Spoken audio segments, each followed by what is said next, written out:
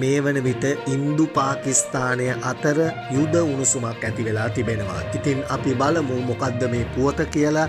ඉන්දියාව විසින් අද දිනේ ප්‍රථම වරට පාකිස්තානය වෙත පහර දීම ආරම්භ කළා.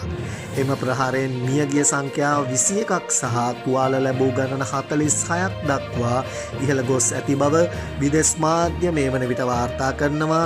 එම ප්‍රහාරය සමග පාකිස්තානය එරට අගනුවර වන ඉස්ලාමාබාද් සහ පංජාබ් පළාතේ පාසල් වසා දමා ඇති බව වාර්තා වනවා. එසේම ඉන්දීය පරිපාලනය යටතේ පවතින කාශ්මීරය, ජම්බු, සම්බා, කතුවා සහ පුංච් ප්‍රදේශවල සියලු පාසල්, විද්‍යාල සහ අධ්‍යාපන ආයතන අද දිනේ වසා තැබීමට ඉන්දීය බලධාරීහු කටයුතු කර තිබෙන බව තමයි වාර්තා වන්නේ.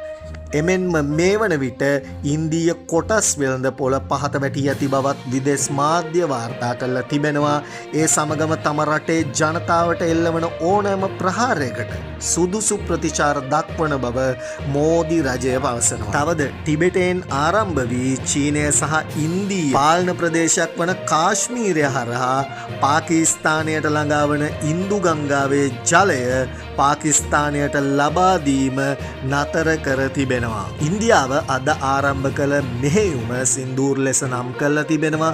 එම සින්දූර් ප්‍රහාරය යටතේ ඉන්දියාව විසින් පාකිස්තානයේ ස්ථාන 9කට මිසයිල ප්‍රහාර එල්ල කළ බවයි වාර්තා වන්නේ.